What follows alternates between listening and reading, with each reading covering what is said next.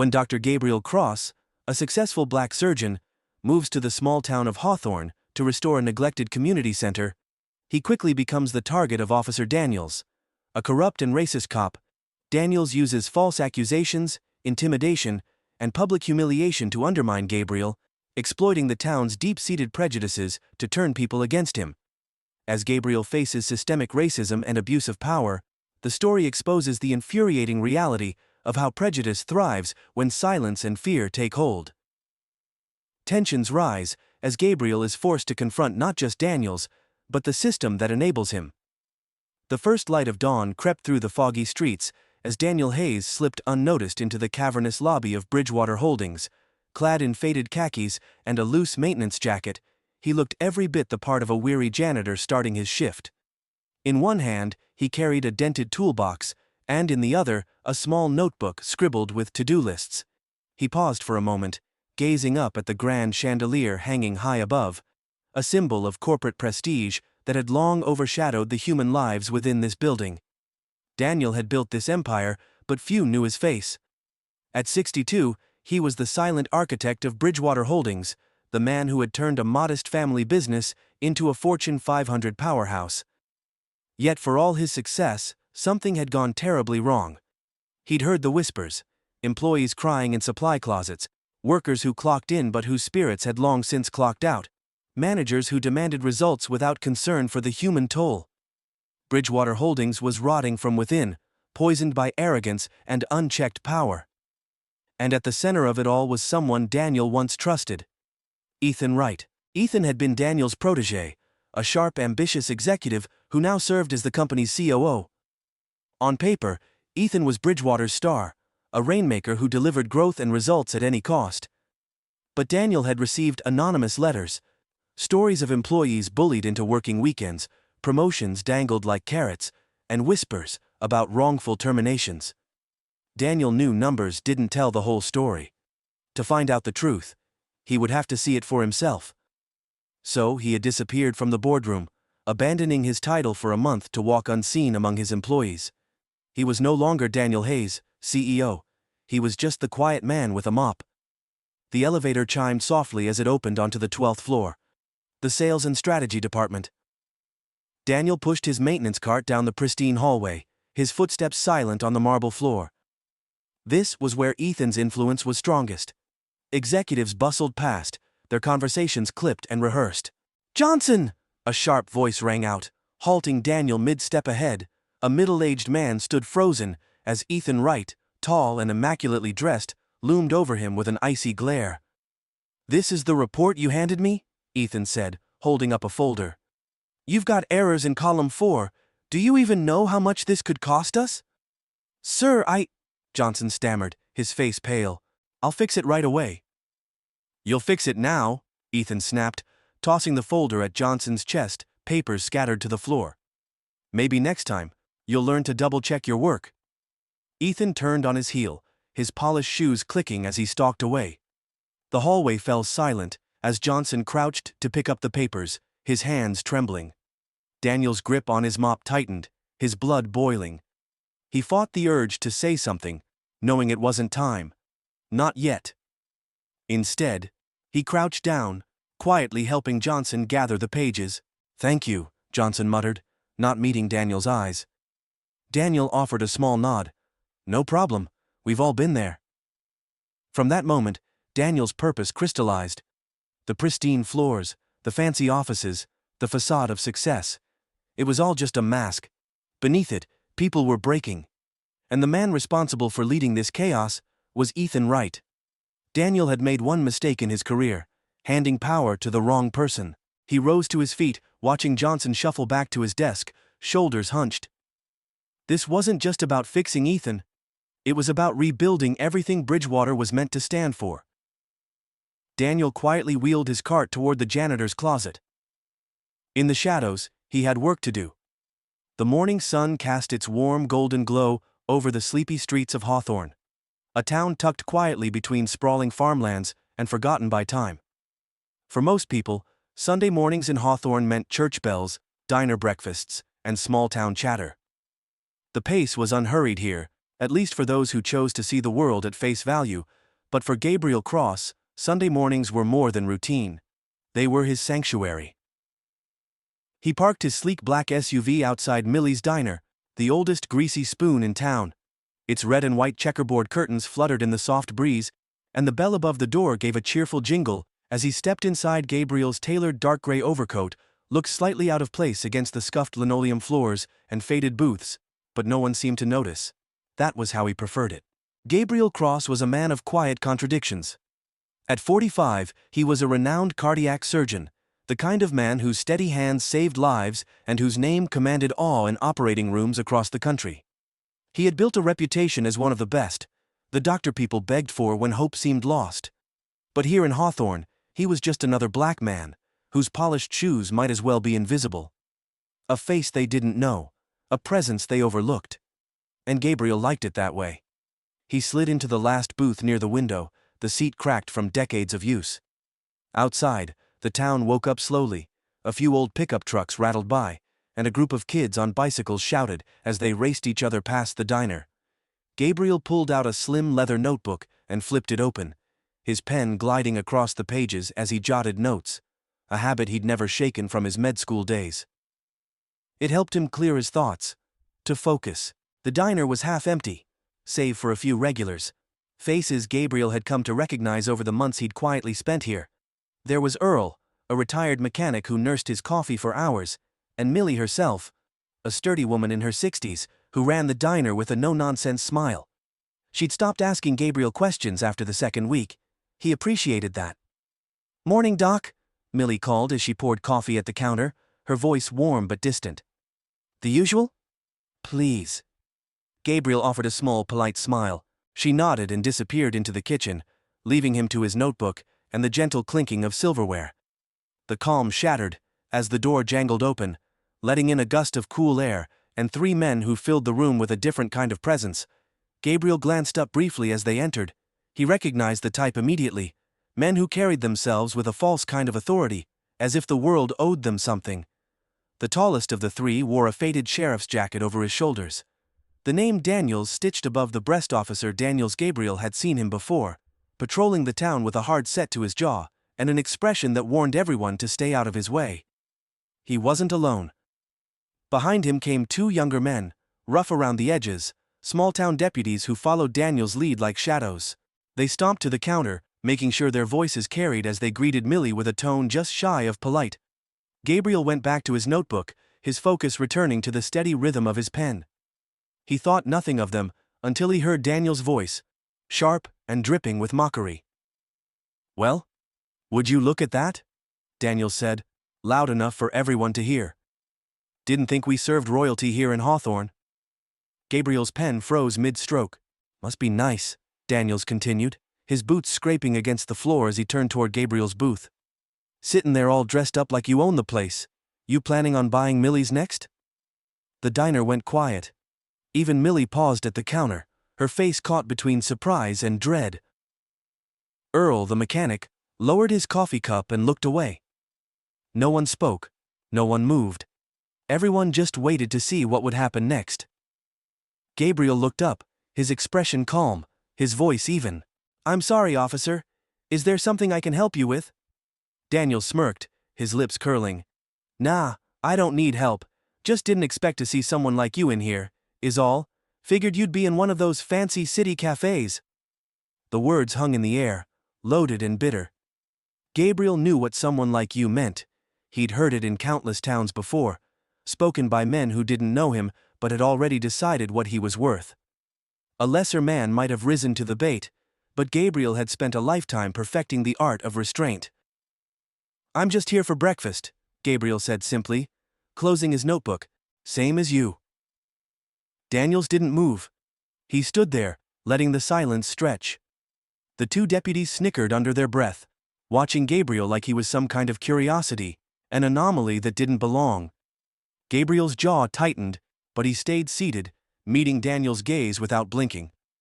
"Sure you are," Daniel said finally, his voice low. "Enjoy your meal, Doc."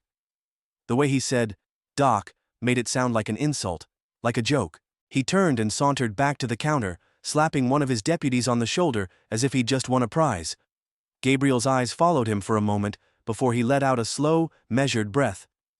"Sorry about that," Millie said softly, as she placed Gabriel's breakfast on the table. 2 scrambled eggs, toast, and coffee. Well, you know how some folks are." Gabriel looked up at her, the lines of her face drawn tight with quiet shame. "You don't need to apologize for him," he said gently. "Thank you for the food." She gave him a faint smile and walked away, leaving Gabriel to his thoughts. The room buzzed softly again as conversations picked up, but the tension lingered like smoke after a fire. Gabriel ate slowly, his movements deliberate.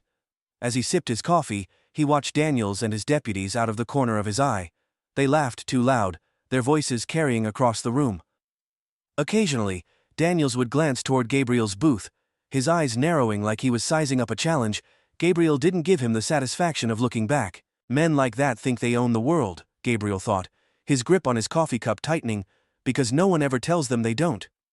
He finished his breakfast, left a generous tip on the table, and stood to leave. As he passed the counter, Daniel's voice followed him once again. "Take care now, Doc," he said, his tone light but his intent unmistakable. "Don't get too comfortable around here."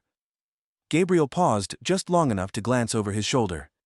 His gaze met Daniel's, calm and unflinching. "I never do," he replied quietly. And with that, he pushed open the door, stepping back into the sunlight. The cool air hit him like a slap, but he welcomed it. It cleared his mind, steadied him. As he walked to his SUV, he caught a glimpse of his reflection in the tinted window. Polished, composed, every inch the surgeon and the man he'd worked so hard to become. But beneath that reflection, Gabriel Cross felt something stirring. He'd come to Hawthorne for peace, to escape the chaos of big city hospitals and high-stakes surgeries. But men like Daniels were a reminder that no matter where he went, some battles followed him. As he slid into the driver's seat and started the engine, one thought settled in his mind, cold and unshakable. This isn't over. Gabriel Cross's SUV hummed quietly as he eased it into the parking lot of a small hardware store just off Main Street. His plan for the morning was simple: pick up supplies for the community center's renovation, a project he'd quietly funded over the last year. Gabriel rarely put his name on things like this. He didn't need recognition, only results. Hawthorne's youth center had been falling apart for years, its cracked basketball courts and faded walls, a stark reminder of the town's neglect for those who needed the most. Gabriel had seen enough of those reminders growing up. He stepped out of the vehicle, slipping his hands into the pockets of his overcoat, as the chilly breeze teased at his collar. The hardware store was a relic from another era, the kind of place where handwritten price tags still dangled from shelves cluttered with everything from bolts to buckets of paint. The bell above the door rang as Gabriel walked inside. The air smelled of sawdust and aged wood, and for a moment, it felt familiar, comforting even. "Morning," he said to the man behind the counter. The man, burly and red-faced, glanced up from his newspaper. His name tag read, Cal. Cal squinted at Gabriel for a moment, his expression hard to read. "Help you with something?" he asked, his tone neutral but clipped. "Yes, I need paint. 5 gallons of white exterior and a few brushes," Gabriel replied, keeping his voice friendly. He could feel Cal sizing him up, his eyes flicking briefly to the pristine cut of Gabriel's coat, then to the darker tone of his skin. "White paint's on aisle 3, Cal said, jerking his thumb over his shoulder. "Brushes are in the back. You paying cash or credit?" "Credit," Gabriel answered simply. Cal grunted in acknowledgement, but didn't move from behind the counter. Gabriel nodded politely and turned toward aisle 3, his footsteps the only sound breaking the store's quiet. As Gabriel inspected the rows of paint cans, he overheard the doorbell jingle again. 2 voices followed, the low drawl of Officer Daniels and the faint laughter of one of his deputies. Gabriel's shoulders tensed involuntarily at the sound. "Cal!" Daniels called, his voice carrying easily across the small space. "You got that order for the station ready yet?" "Right here, officer," Cal replied, his tone brightening noticeably. "Boxes are stacked near the back. I'll grab 'em in a second." "Take your time," Daniels drawled. Gabriel didn't have to turn around to know Daniels had spotted him. That familiar, heavy presence now seemed to fill the air like smoke. Well, Daniels said loudly, his boots thudding across the wooden floor. "Looks like the good doctor's doing some handyman work. Didn't figure you the type." Gabriel turned slowly, holding a paint can in his hand. Daniels leaned against the counter, a smug grin on his face. His deputy, a wiry man with a buzz cut, stood just behind him, watching Gabriel with an expression that hovered between amusement and suspicion. "Morning, Officer Daniels," Gabriel said evenly, forcing his voice to remain calm. "I suppose everyone's got to start somewhere." Daniels chuckled, though there was no warmth in the sound. "Guess so funny, though big-shot surgeons like you don't usually shop in places like this. Guess you're not one for sending someone else to do the heavy lifting." "Sometimes it's better to do things yourself," Gabriel replied. Daniel's grin faltered slightly, his eyes narrowing. "You always got a clever answer, don't you, Doc?"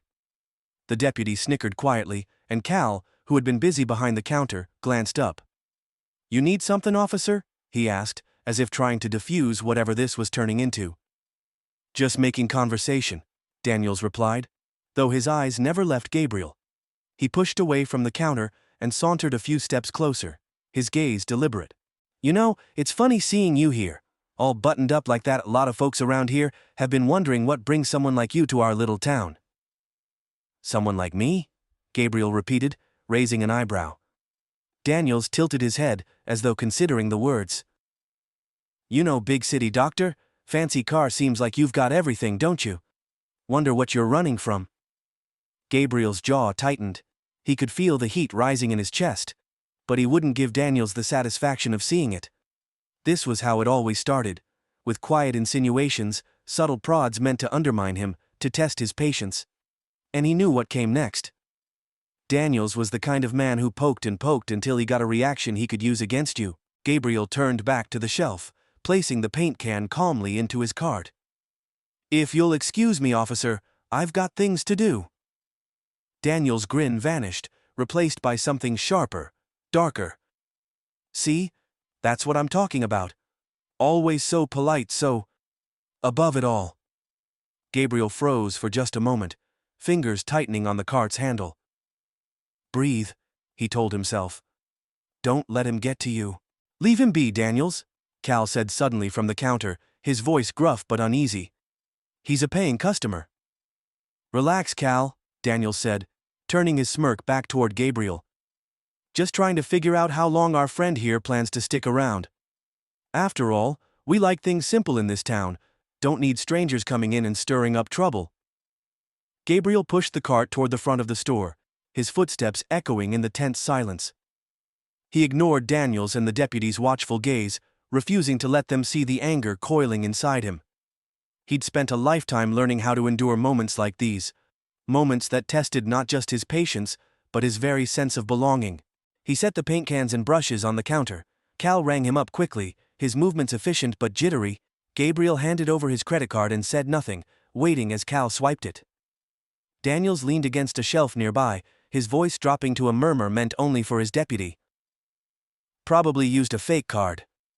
"Wouldn't surprise me." Gabriel heard it. "They always think the worst of you first," he thought bitterly. He forced a smile when Cal handed him the receipt. "Thank you," Gabriel said softly. "Yep," Cal muttered, avoiding eye contact. Gabriel loaded the bags into his cart and pushed it toward the door. Daniel's voice followed him like a shadow. "You have yourself a good day now, Doc," he said, the sarcasm dripping from his words. "Don't get lost." Gabriel didn't look back as he stepped into the sunlight, the door's bell ringing sharply behind him. He could feel the weight of Daniel's gaze through the store window, could still hear the deputy's quiet laughter in his ears. Once inside his SUV, Gabriel gripped the steering wheel tightly, his knuckles white. He stared at the hardware store's weathered facade for a long moment, his chest rising and falling with slow, measured breaths. This wasn't new to him. It wasn't even surprising. Men like Daniels wore their authority like armor, using it to justify their ignorance and fear. Gabriel had seen it before. In hospital boardrooms where he'd been doubted, in airports where he'd been stopped, and in neighborhoods where his presence alone was deemed suspicious. The only thing that changed was the setting. As the SUV's engine rumbled to life, Gabriel glanced at his reflection in the rearview mirror. His dark brown eyes stared back, steady but heavy with frustration. "Don't let them win," he whispered to himself, his voice low. With one last glance at the store, he pulled out of the parking lot and drove away. But even as the town's quiet streets blurred past his window, Gabriel knew this wasn't the end. Men like Daniels didn't stop, not unless someone forced them to. And as much as Gabriel tried to keep his life simple, to keep his head down, a small voice inside him whispered the truth. This fight was coming to him, whether he wanted it or not. Gabriel Cross didn't return home right away. After leaving the hardware store, he found himself driving without purpose, the familiar streets of Hawthorne blurring past. His SUV rumbled quietly as he turned down winding back roads, his mind churning. The encounter with Officer Daniels hung over him like a dark cloud. He could still hear the sneer in Daniels' voice, still feel the quiet hostility in the hardware store. Gabriel had spent years honing his restraint, wearing his composure like armor. But today, it felt thinner than ever. He thought of the youth center, of the children who needed a place where they felt safe and seen. The weight of his community work had never felt heavier. Daniels represented the very thing Gabriel wanted to shield those kids from: the ignorance, the prejudice, the belief that certain people didn't belong. His phone buzzed on the passenger seat, pulling him from his thoughts. Gabriel glanced at the screen. Mitchell Davis. Mitchell was the director of the community center, a man Gabriel had come to trust in his time in Hawthorne. Unlike many in the town, Mitchell welcomed Gabriel's involvement, though he often voiced his concern. Gabriel answered. "Mitchell? Doc, where are you?" Mitchell's voice was edged with tension. "You need to get back here. There's a problem." Gabriel sat up straighter. "What kind of problem?" "It's Daniels," Mitchell said quickly. "He showed up at the center about 20 minutes ago with his deputies. They're claiming you've been misusing funds, something about the renovation money not adding up." Gabriel gripped the wheel tighter. "That's ridiculous. The funds are clean. I've overseen every transaction myself." "I know that," Mitchell replied. "But they're making a scene. They're saying they need to ask you some questions. You know how Daniels is. You'd better get here before this gets worse." Gabriel's heart thudded in his chest as he turned the SUV around, his foot pressing harder on the gas. When Gabriel arrived at the community center, he saw the crowd before he even pulled into the parking lot. Small groups of people stood near the entrance, whispering and pointing. The sight of Daniel's police cruiser parked out front sent a jolt of anger through Gabriel's chest. He parked quickly and stepped out, his long overcoat billowing in the wind as he crossed the cracked pavement. Daniel stood near the front steps, arms folded across his chest, a smirk pulling at the corners of his mouth.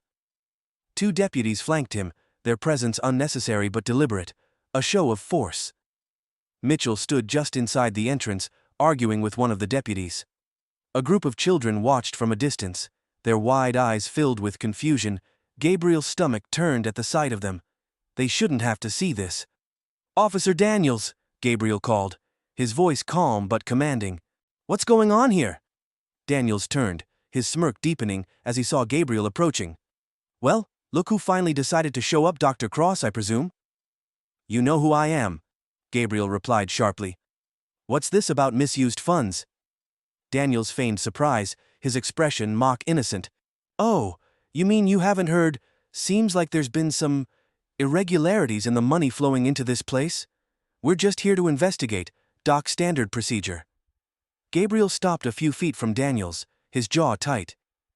"There are no irregularities. I've handled every transaction personally. If you're accusing me of something, I suggest you provide evidence instead of showing up unannounced and intimidating people." Daniel's smile faded, replaced with something colder. He stepped closer, his voice low enough for only Gabriel to hear. "Funny, a man like you throwing around big words like evidence. Around here, Doc, people don't need much to start asking questions, especially when someone who doesn't belong starts playing hero." Gabriel's fists clenched at his sides, but he didn't move. Behind him, he heard whispers from the growing crowd. The tension in the air was palpable, heavy with unspoken assumptions. "Gabriel," Mitchell said, stepping between them, "you don't have to explain yourself. Let them do what they need to do." Daniels glanced at Mitchell, his eyes narrowing. "You'd do well to stay out of this, Davis. This is about accountability." "Accountability for what?" Gabriel snapped, his patience wearing thin. For fixing a center that no one else cared about? For spending my own time and money to help kids who deserve better? Daniels's face hardened, his pride clearly stung. Watch your tone, Doc. I don't need a reason to haul you in for questioning. Questioning? Gabriel repeated, his voice incredulous. For what are you arresting me now? The murmurs in the crowd grew louder. Gabriel looked around and saw the faces of townspeople he'd come to know over the last year. Some familiar, some strangers, all watching. Some looked uneasy. Others looked curious. A few, he noticed with a pang of bitterness, seemed almost satisfied. Daniel stepped back and raised his voice for everyone to hear. We'll see where this investigation leads, but for now, I think it's best if you come down to the station just to clear things up. No, Mitchell said firmly, stepping forward. You don't have grounds for this, everyone knows what this is about. Back up, Davis, one of the deputies snapped, his hand resting near his holstered weapon. You don't want to get involved. The tension hit a boiling point. Gabriel could feel every eye on him, every assumption and judgment hanging unspoken in the air. He knew exactly what this was. Daniels wasn't looking for evidence, he was looking to humiliate him, to drag his name through the mud. Gabriel glanced back at the children standing in the doorway, their small faces watching with confusion and fear. That was what finally broke him. He refused to let Daniels win. He turned back to Daniels, his voice steady. Fine, let's go. Gabriel, Mitchell said urgently, his eyes pleading. It's fine, Mitchell, Gabriel said softly. It's what he wants. Daniels grinned like a predator who'd cornered his prey. Glad to see you're cooperating, Doc. Smart move. One of the deputies stepped forward, holding out a pair of handcuffs. You don't need those, Gabriel said sharply, his voice cold as steel. Just procedure, the deputy replied with a smirk. For the first time in years, Gabriel felt helpless, humiliated. He held out his wrists, and the metallic snap of the cuffs echoed in his ears, drowning out everything else. He kept his chin high as Daniels gripped his arm and led him toward the police cruiser, but his face burned with anger. The crowd parted as they walked, silent now. Gabriel didn't look at them. He kept his eyes forward, forcing himself not to acknowledge the shame coiling in his gut.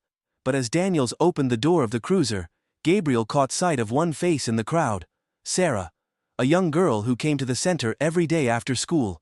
Her eyes were wide, her small hands clutching the strap of her backpack. In that moment, Gabriel made himself a promise. This wouldn't break him. This wouldn't stop him. Daniels and men like him could try to tear him down, but they would not win. As the cruiser door slammed shut, the world outside blurred, but Gabriel's thoughts were crystal clear. Enough is enough. Gabriel sat in the back of the police cruiser as it pulled out of the community center parking lot, the weight of the moment settling over him. He knew this was just the beginning. Daniels had made his move, but Gabriel wasn't finished yet. This fight was far from over, and when it was, the truth about Daniels, and this town, would come to light.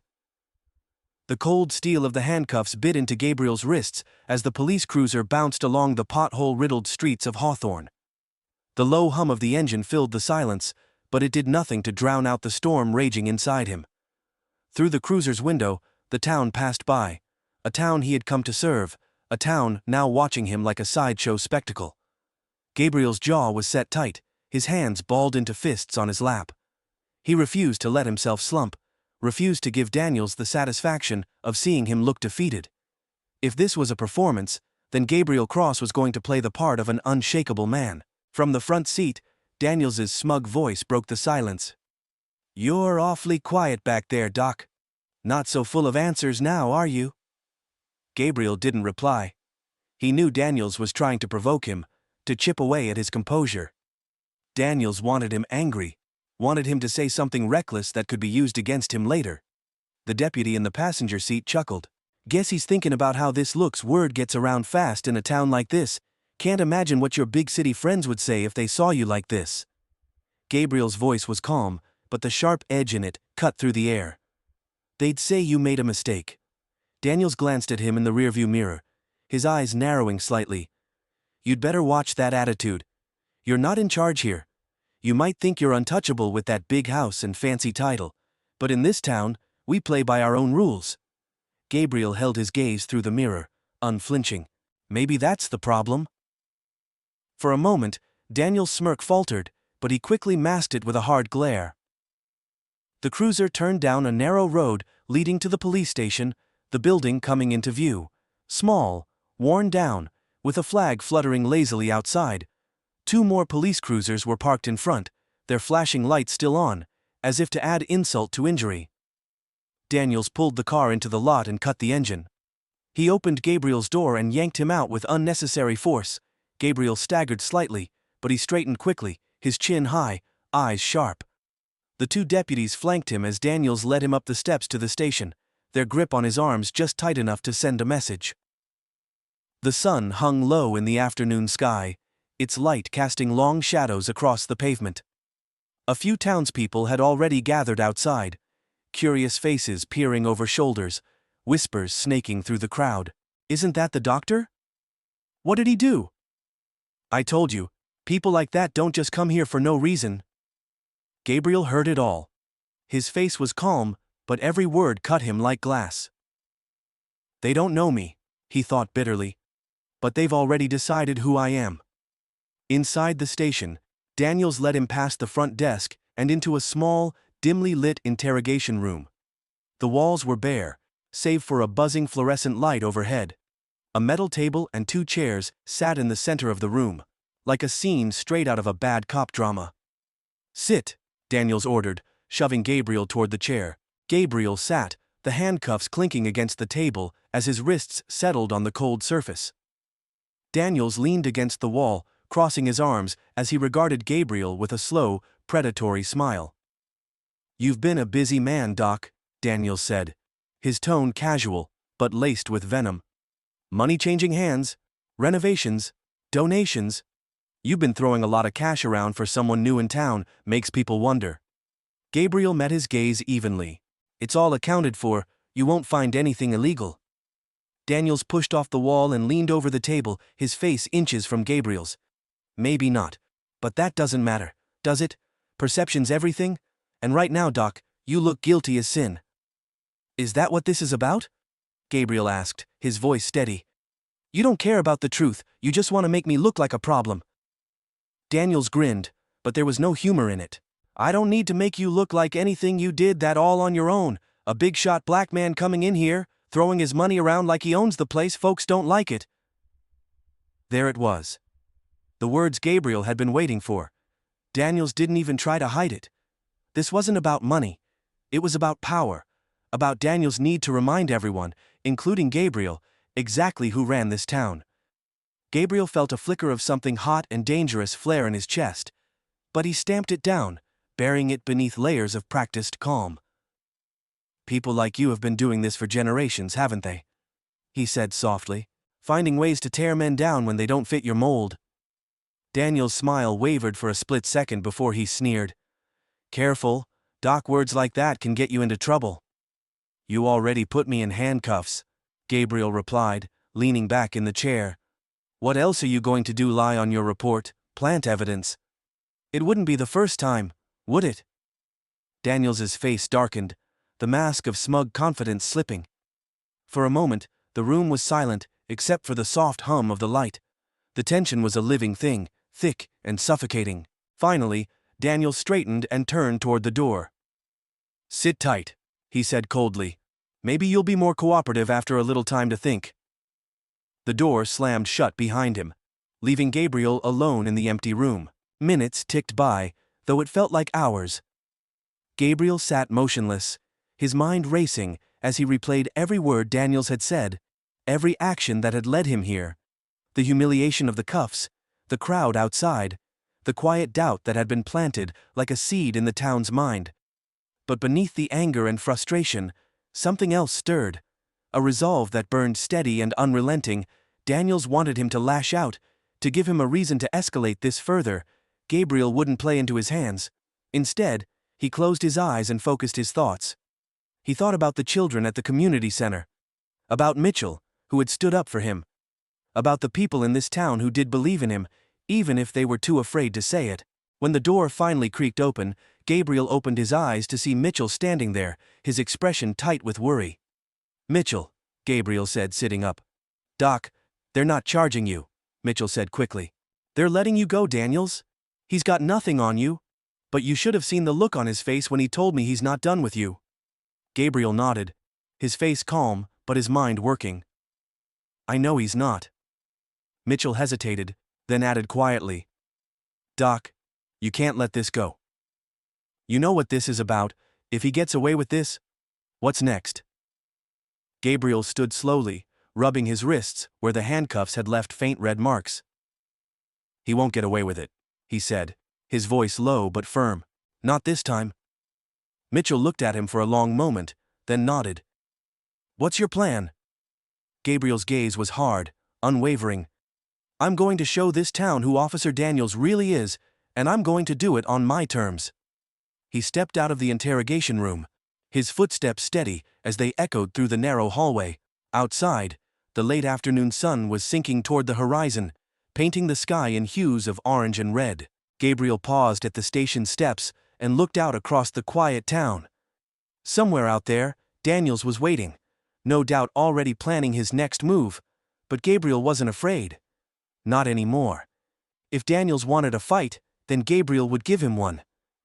As Gabriel climbed into his SUV, his phone buzzed again. He glanced at the screen and frowned, a message from an unknown number. He opened it, and his eyes narrowed at the words, "Stay out of this, or you'll regret it." Gabriel stared at the message for a long moment, before placing the phone face down on the passenger seat. The lines had been drawn. Daniels and whoever stood behind him had just made a mistake, because Gabriel Cross was done being silent. The town hall of Hawthorne buzzed with hushed conversations, the air thick with tension. Gabriel Cross stood near the back of the room, his eyes sweeping the crowd. The space was packed. Business owners, parents, council members, all crammed into rows of folding chairs beneath the dim glow of flickering fluorescent lights. It was an emergency meeting, called in response to the brewing controversy Daniels had ignited around the community center's renovations. And Gabriel knew this wasn't a meeting for answers, it was a performance, a stage set for Daniels to destroy him. At the front of the hall, Officer Daniels stood with his signature smirk, surrounded by allies. His deputies hovered nearby, their presence deliberately intimidating. A massive projection screen had been set up behind him, and Gabriel could see a table piled with files and papers, evidence, or the illusion of it. Mitchell stood beside Gabriel, his voice low. You sure about this, Doc? He's out for blood. The whole town's watching. That's exactly why I'm doing this, Gabriel replied, his voice calm but cold. They need to see the truth for themselves. Mitchell nodded, though his face betrayed his worry. Then let's get you ready. Daniels isn't playing fair. He never does, Gabriel thought bitterly. The meeting began with a sharp bang of the gavel. The mayor, a gray-haired man who'd mastered the art of neutrality, cleared his throat. We're here to address concerns raised regarding the funding and oversight of the Hawthorne Community Center. Renovations Officer Daniels has prepared a statement, and we'll hear from any concerned parties afterward. Daniels stepped forward, his face the perfect mask of righteousness. Thank you, Mayor, he began smoothly, turning to face the crowd. Folks, I'm not here to point fingers. I'm here to protect this town, to make sure things are done the right way. Gabriel clenched his jaw as murmurs of agreement rippled through the room. Daniel's voice carried that calculated blend of concern and authority, an act perfected over years of wielding power unchecked. Daniels turned to the screen, where a list of numbers and transactions was displayed in cold black font. These documents raise questions, donations coming in, payments going out, all handled without proper oversight, and the man at the center of it, Dr. Gabriel Cross. A murmur of doubt spread through the crowd. Gabriel's chest tightened as faces turned toward him. Faces that had once smiled in greeting, now clouded with suspicion. Daniels had planted seeds of doubt, and they were beginning to take root. You've all seen him, Daniels continued, gesturing toward Gabriel, like a prosecutor pointing at a defendant. A stranger comes into town, starts throwing his money around. He says it's charity, but who benefits? Who's keeping track? That's enough, Gabriel said sharply, his voice cutting through the room. Heads turned as he stepped forward, his tall frame commanding attention. Daniel's smirk widened as he crossed his arms. Something you want to say, Doc? Gabriel walked calmly to the front of the hall, his movements deliberate. The room fell silent as he turned to face the crowd, his gaze steady. I do, he said, his voice carrying. Because I won't stand here and let this man twist the truth, Daniels scoffed. The truth? That's what we're here to figure out. No, Gabriel said, turning to Daniels with fire in his eyes. You're not here for the truth. You're here to finish what you started. Dragging my name through the mud because you think you can get away with it. But this time, you won't. Daniels' expression hardened, the mask slipping just enough to reveal a flicker of anger. Watch yourself, Cross. Gabriel stepped closer, his voice unwavering. Is that a threat, officer? Because we both know threats are all you have. You don't have evidence. You don't have a case. What you have is a grudge against someone you think doesn't belong. The crowd erupted into whispers, shocked by Gabriel's boldness. Daniel's face reddened, his confidence faltering. You don't know what you're talking about. I know exactly what I'm talking about, Gabriel shot back. You think I don't recognize men like you? Men who hide their fear behind a badge. You've used your position to bully and intimidate this town for years. And now, because I dared to show up and try to make things better, you're doing everything you can to tear me down. Daniel's voice rose, defensive now. That's a lie. You're the one who came here acting like you own the place, like you're better than us. Gabriel's voice was steady, but it rang out with authority. I don't think I'm better than anyone. But I know the difference between right and wrong. And what you're doing is wrong. The tension in the room was electric. Gabriel turned to the crowd, his eyes sweeping the faces of people he'd come to know. Look around you, he said. What has Officer Daniels really done for this town? He claims to protect you. But who does he protect? The kids at the community center? The families who struggle to get by? Or does he protect his own pride? A man in the back stood up hesitantly. Dr. Cross has been helping this town, he said, his voice uncertain but loud enough to carry. The center looks better than it has in years. My boy plays ball there every day now. That wouldn't have happened without him. More murmurs rippled through the crowd. Another voice, a mother near the front, spoke up. He gave my daughter a scholarship for college. Why would he do that if he was trying to cheat us? Daniel's face was flushed now, panic flaring in his eyes. You people don't know who he really is. No, Gabriel interrupted, his voice rising. They know exactly who I am. And now, Officer Daniels, they're starting to see who you are.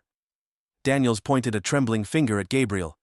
You're nothing but trouble, Cross. I don't care what you think you've done for this town. You don't belong here. The words hung in the air, heavy and final. A collective silence fell over the room as Daniel's mask cracked wide open, his hatred and prejudice laid bare. Gabriel turned back to the crowd, his voice quieter, but no less powerful. I've spent my life saving people, fixing what's broken, and I came here because I thought this town deserved better, but I can't fix what's broken unless you're willing to see it, really see it. He gestured to Daniels, who stood frozen, his mouth opening and closing with no words coming out. This man has used his power to divide you, to make you distrust each other, and for what? His own pride, his own fear. Hawthorne deserves better. You deserve better. For a long moment, no one spoke. Then a voice rang out. Mitchell's. It's time we stop letting men like him decide what this town is. A murmur of agreement spread through the room. Daniels took a step back, the color draining from his face, as the weight of the moment crashed over him. The mayor cleared his throat, his voice uneasy. I think we've heard enough. Gabriel nodded, turning back to Daniels one last time. Your time is up, he said quietly. You can't hide who you are anymore. As Gabriel stepped down from the front of the hall, the energy in the room shifted. People began talking, not in whispers, but in voices filled with conviction. Daniel stood frozen, his authority slipping like sand through his fingers. Mitchell met Gabriel at the edge of the room, clapping a hand on his shoulder. You did it, he said, his voice filled with relief. Gabriel shook his head. It's not over yet, but it's a start. Outside the town hall, the air was cool and still. Gabriel pulled his coat tight around his shoulders as he stared out at the quiet streets of Hawthorne. His phone buzzed in his pocket. He pulled it out, frowning at the message on the screen. You've made a mistake. This isn't over. Gabriel exhaled slowly, his resolve unshaken. "We'll see about that," he murmured, his eyes fixed on the horizon. The fight wasn't over, but Gabriel was ready for whatever came next. The low hum of murmurs echoed through the crowded gymnasium of the Hawthorne Community Center. The hastily organized accountability forum had drawn nearly the entire town. People crammed into folding chairs, some standing along the back wall, eager to witness what had become the town's most talked-about conflict. At the center of it all stood Gabriel Cross, his calm, steely presence commanding attention. This wasn't a confrontation Gabriel wanted, but it was one he couldn't avoid. Daniels had forced his hand, spreading lies and exploiting fear. If Gabriel stayed silent, he would lose not just his work here, but also the trust of the very people he'd tried to help. Daniels was betting on one thing: that no one would believe the outsider. Gabriel intended to prove him wrong. "Thank you all for coming," Mayor Caldwell began, his tone strained. The elderly mayor stood at a makeshift podium, beads of sweat visible at his temple. He had spent years playing both sides, appeasing Daniels while nodding politely to the town's discontent. "We've gathered here to clear up some confusion regarding the allegations brought forth about the community center funds." Gabriel sat in the front row, hands clasped on his lap. Beside him, Mitchell leaned over, his voice a whisper. "Are you ready for this? Daniels isn't going to let you speak without a fight." Gabriel's expression was unshakable. "Let him try." From the opposite side of the room, Officer Daniels stood near the center aisle, his posture rigid with authority. He wore his uniform like armor, every movement a calculated show of power. His deputies flanked him, their presence meant to intimidate. Daniels's smug grin flickered as his gaze locked onto Gabriel's, but he quickly masked it with his usual smirk. "Let's get right to it," Daniels interrupted, stepping forward before the mayor could continue. His voice boomed across the gym, oozing false sincerity. "Folks, I'm not here to cause trouble, I'm here to protect this town, to make sure things are done the right way."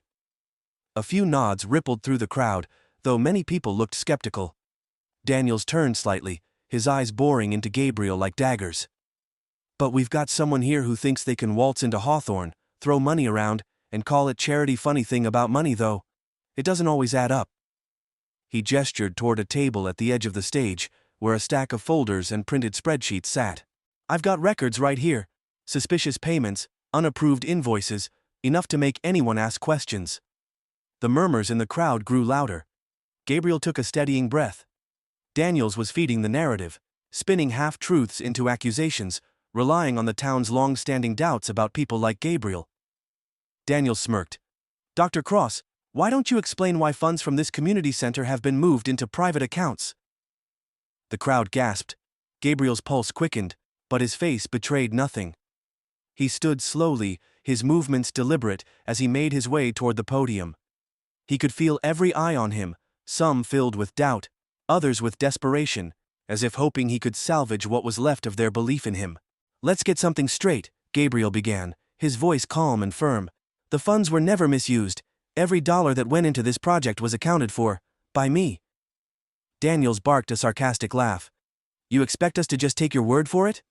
"No," Gabriel said sharply, turning to face the crowd. "I expect you to see the truth for yourselves." He reached into the leather folder he carried and held up a document. "These are the official records of every financial transaction tied to the center. The accounts Daniels mentioned, those were created to secure outside donations. Donations that I matched with my own money. It's all here. Every signature, every receipt." Daniels's face twitched as Gabriel handed the documents to the mayor, who adjusted his glasses and began flipping through the pages. "This isn't about missing money," Gabriel continued, his voice rising with controlled anger. "This is about control. Officer Daniels doesn't want someone like me, an outsider, making a difference in this town. He'd rather burn down what we've built than admit he's wrong." Daniels stepped forward, his voice laced with venom. "Watch yourself, Cross. I'm not the one who has something to hide here." Gabriel turned to Daniels, his gaze sharp as a blade. "No, you're not. But I'm not the one with skeletons in my closet either." The room stilled. "What are you talking about?" Daniels growled. Gabriel reached into his folder again and pulled out another document, a printed report from an independent investigator. "You talk about accountability, Officer Daniels. Let's talk about it. This is a record of complaints filed against you over the last 8 years. Claims of harassment, intimidation, and abuse of authority. Daniel's face went pale. That's a lie! Gabriel ignored him and continued, addressing the crowd. Most of these complaints were swept under the rug, dismissed without investigation. But there are witnesses. People who Daniel silenced, people who were too afraid to speak up, and for good reason. He turned back to Daniels, his voice cold and cutting. Your time is up. Daniels lunged forward, his face twisted in fury. You have no right to. You don't get to decide who has a right anymore, Gabriel thundered, his voice booming through the room. You've abused your power for years, you've bullied this town into silence, but today, you answer for it. The crowd erupted. Voices rose in shock, anger, and disbelief as Daniels's deputies exchanged uneasy glances. The mayor waved his hands, shouting for order, but no one listened. Daniels spun toward his deputies. Grab him, arrest him! No! Mitchell's voice rang out as he surged forward. Enough of this! The deputies hesitated, their loyalty wavering as the room turned against Daniels. One of them muttered, We can't do this. Not here, not now. Daniels turned back to Gabriel, his face a mask of rage and desperation. You think this changes anything? You think they'll believe you? Gabriel stepped closer, his voice calm but filled with conviction. They already do, you just can't see it yet. The murmurs swelled into shouts as people stood, demanding answers. Daniel staggered back, his composure unraveling under the weight of the moment. Gabriel watched as the man's bravado crumbled, exposing the coward beneath. Get out! Someone shouted from the back of the room. We've had enough of you, Daniels! Daniel's eyes darted wildly around the room, searching for an ally and finding none. His face contorted as if he wanted to say something, but no words came. The mayor's voice cut through the chaos. Officer Daniels, I suggest you leave this forum immediately while we review these documents. Daniels froze, his chest rising and falling with labored breaths. For a brief moment, his gaze met Gabriel's, rage and defeat flickering in his eyes. Without another word, Daniels turned on his heel and stormed out, his boots echoing through the gym. His deputies followed, their expressions conflicted as the door slammed shut behind them. Gabriel let out a slow breath as the room erupted with noise again. Mitchell clapped him on the back, his face beaming with pride. You did it, he said, his voice hoarse. You brought him down. Gabriel nodded, though his heart still pounded in his chest. For now, he murmured. But this isn't over. He turned and looked out at the crowd, faces filled with hope, confusion, and the dawning realization that something in Hawthorne had shifted. Daniels was gone, but the system he represented wasn't. As Gabriel stood in the center of the storm, he knew the hardest work was yet to come. The gymnasium doors slammed open again, drawing everyone's attention. A deputy hurried inside, his face pale. He whispered something to the mayor, who visibly stiffened. The mayor turned to Gabriel, his expression unreadable. Dr. Cross, he said gravely, there's been an incident. Gabriel frowned, his stomach sinking. What kind of incident? The deputy stepped forward, his voice low but urgent. It's Officer Daniels, sir. There's been an accident. Gabriel's heart froze. What happened? The deputy hesitated, his gaze shifting nervously. We don't know yet, but you might want to come with us. The room fell silent again, the air heavy with unspoken questions. What had Daniels done, and what did it mean for Gabriel now? The ride to Hawthorne General Hospital felt like a dream. Gabriel couldn't wake from. One of those moments when the world tilts and everything feels out of place. Officer Daniels, the man who had tormented him, the man who represented everything broken about Hawthorne, was now the focus of concern and whispers. Daniels had been found unconscious in his squad car, parked just outside the police station. Some claimed it was an accident, others murmured about self-inflicted wounds brought on by the public disgrace. No one knew for sure yet, and for once, the town wasn't jumping to conclusions. Gabriel stood quietly in the hospital hallway, leaning against the wall near the emergency room. The sterile scent of antiseptic filled the air, mingling with the hushed voices of nurses and doctors as they passed. Mitchell stood beside him, his expression torn between relief and disbelief. I didn't see this coming, Mitchell muttered, shaking his head. After everything Daniels did, I figured he'd double down, not break. Gabriel finished quietly. Mitchell nodded. Yeah. Gabriel's gaze stayed fixed on the double doors of the ER, his thoughts churning. He didn't feel satisfaction. No smug victory. Daniel's fall wasn't about revenge, it was about justice. But watching the man unravel like this left an unexpected hollow ache in Gabriel's chest. Are you okay, Doc? Mitchell asked, his voice gentle. Gabriel let out a slow breath, his voice steady but quiet. I will be. An hour later, Mayor Caldwell arrived at the hospital, his face lined with weariness. He found Gabriel and Mitchell in the waiting area, clearing his throat to catch their attention. Dr. Cross, the mayor began, his tone cautious. I wanted to speak with you. Gabriel straightened, fixing the mayor with an expectant look. I just spoke with the state police, the mayor continued, wiping his brow. They're stepping in to conduct a full investigation into Officer Daniels' conduct, past and present. They've already reviewed the documents you presented and, well, it's damning. Mitchell let out a low whistle, but Gabriel's expression remained unreadable. What about the people Daniels hurt? He asked softly. The ones he silenced? The mayor shifted uncomfortably. They'll have their chance to come forward now, without fear of retaliation. And I promise you, Dr. Cross, changes will be made in this town. I know words are cheap, but we can't let this happen again. Gabriel held the mayor's gaze for a long moment before nodding. See that you don't. The mayor looked as though he wanted to say more, but he simply nodded back and walked away, shoulders sagging under the weight of his role. That evening, as word spread of the investigation, Hawthorne felt different. For the first time since Gabriel had arrived, he sensed a shift, not just in whispers or sideways glances, but in the way people held themselves. The town was waking up, peeling back the layers of silence that Daniels and men like him had used to control it. The community center, now a symbol of resistance and renewal, became the heart of the conversation. Parents who had kept quiet out of fear came to Mitchell with stories of harassment, of ignored complaints, of moments when they'd wanted to speak up but hadn't dared. Gabriel listened to each one, offering not just support, but a promise. It's not too late. Sarah, the young girl who often lingered around the center's basketball courts, approached Gabriel late that evening, her backpack slung over one shoulder. Dr. Cross? Gabriel turned from where he'd been cleaning up paint supplies, smiling softly. Sarah, what's on your mind? She fidgeted with the strap of her backpack before looking up at him, her gaze clear and steady. Is it really over, Daniels, I mean? Gabriel paused, choosing his words carefully. No, Sarah. It's not over, but it's a start. She nodded slowly, as though she understood far more than her young years should allow. Will you stay even now? Gabriel crouched down to her level, his voice warm. I didn't come here just to leave when things got hard. I'll be here. And so will this center. You've got my word. Sarah smiled faintly and whispered, Thank you.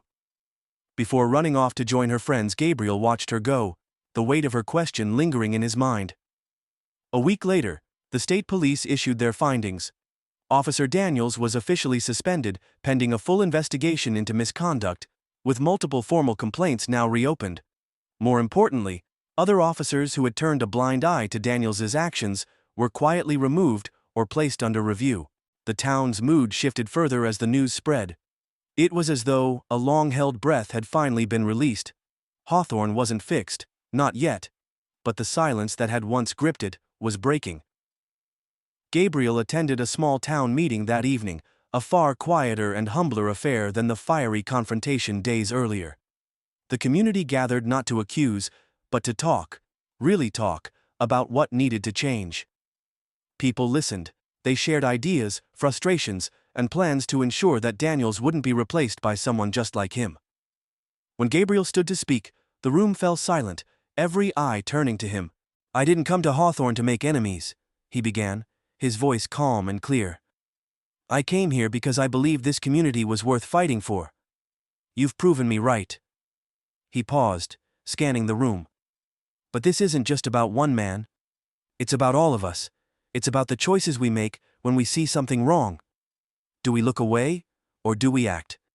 Daniels might have worn the uniform, But his power came from silence, from people too afraid to speak up. That silence ends here. A murmur of agreement spread through the crowd. Mitchell grinned from the back row, clapping once before others followed suit. The applause was hesitant at first, then stronger, a ripple of hope that filled the room. Later that night, Gabriel stood outside the community center, gazing up at the building. Its fresh coat of paint gleamed faintly under the streetlights, a testament to the work he and the others had poured into it. Mitchell joined him, hands in his pockets, his breath visible in the cool air. "Looks good, doesn't it?" Mitchell said. "It does," Gabriel replied quietly. Mitchell's smile faded slightly. "You sure you want to stay here, Doc? You've done your part. Nobody would blame you if you left." Gabriel turned to face him, his expression resolute. "I'm not leaving, Mitchell. This isn't just about fixing buildings. It's about fixing the cracks underneath them. If I leave, nothing changes." Mitchell nodded, a slow smile spreading across his face. "Hawthorne's lucky to have you, Doc." "No," Gabriel said, looking back at the community center, where children's laughter still echoed faintly inside. "I'm lucky to have them." The community center bustled with life, its halls filled with children, parents, and volunteers. The basketball courts echoed with the rhythmic bounce of rubber against polished wood. Gabriel walked through the center, shaking hands, listening to stories, and smiling at the transformation that had begun, not just in the building, but in the people who filled it. He spotted Sarah near the entrance, showing a younger boy how to tie his shoelaces. She looked up and waved, her smile brighter than it had been in months. Gabriel waved back, feeling something settle in his chest. A quiet sense of purpose. Hawthorne wasn't perfect.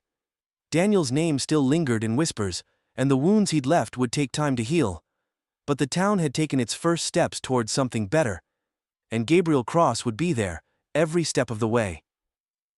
As Gabriel walked out of the community center and into the fading sunlight, his phone buzzed with a new message. "Unknown number. You're making waves, Dr. Cross." "Some people aren't happy about it." Gabriel stared at the screen for a moment, his jaw tightening. He slipped the phone back into his pocket and walked toward his car, his footsteps steady. The fight wasn't over, but now, Hawthorne knew how to fight back, and so did Gabriel Cross.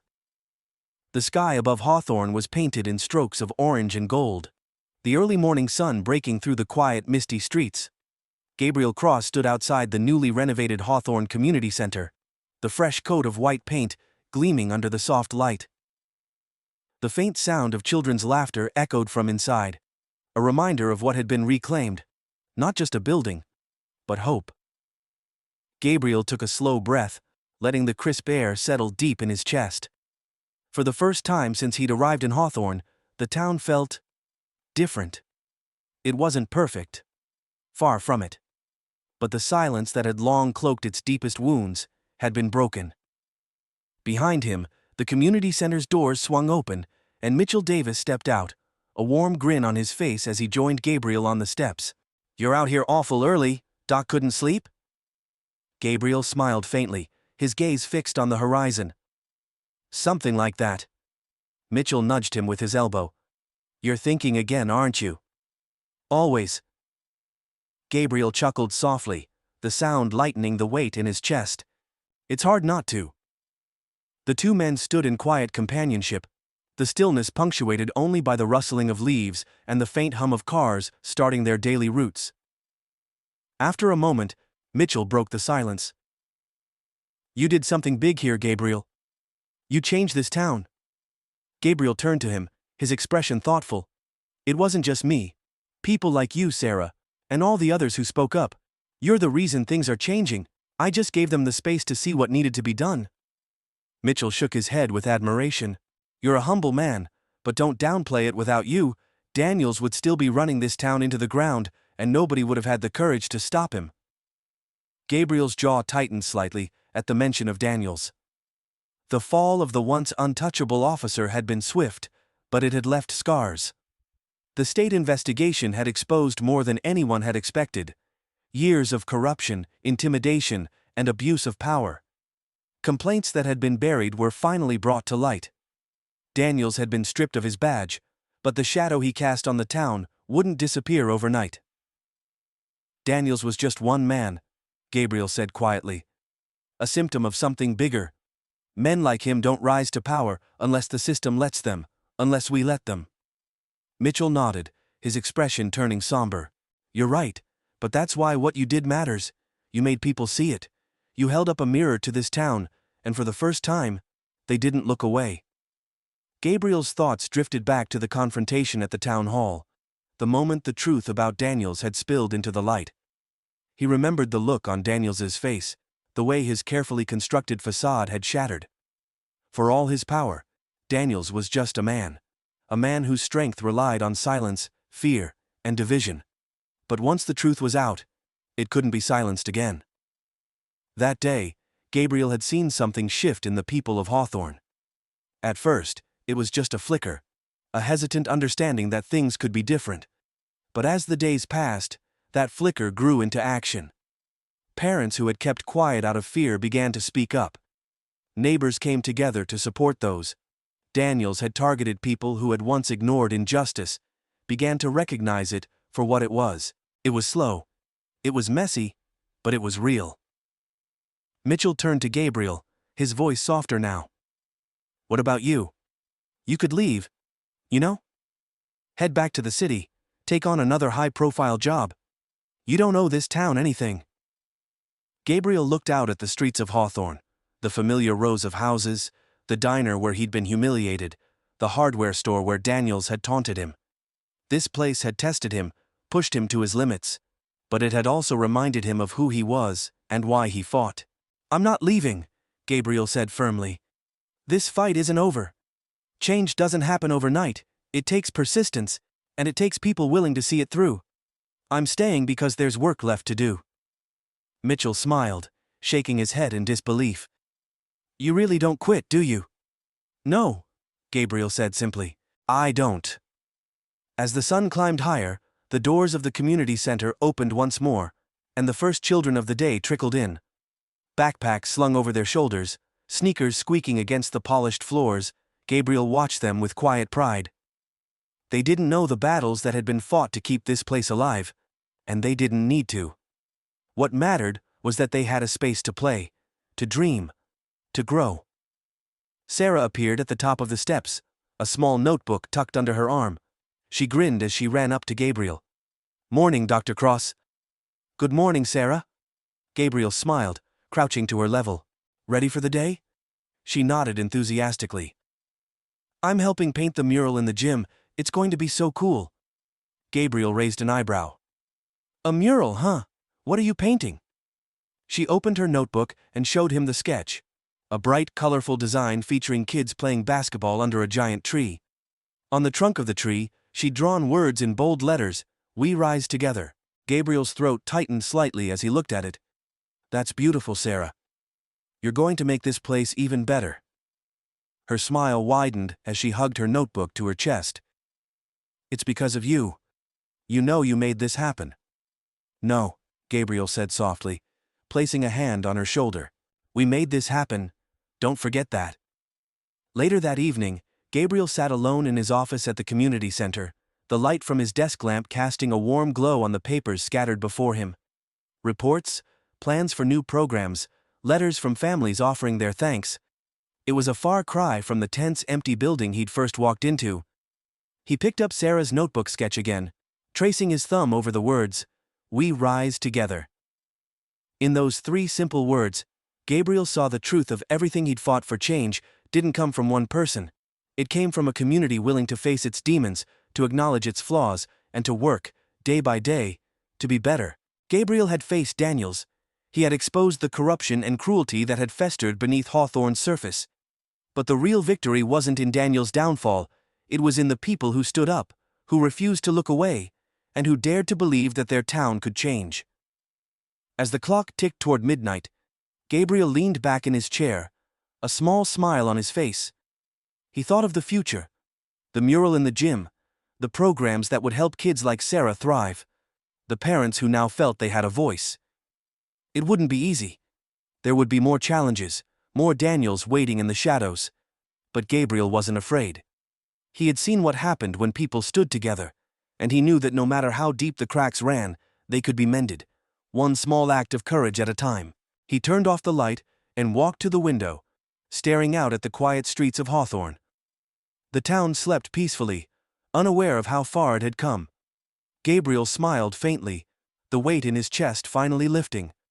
The fight wasn't over, but progress had begun. And as long as there were people willing to stand, to speak, and to rise together, Gabriel knew there was hope. Justice isn't about one moment or one man. It's about persistence, it's about resilience, it's about choosing to see the truth and daring to believe in something better. And no matter how long it takes, change always begins the same way, with one person refusing to stay silent.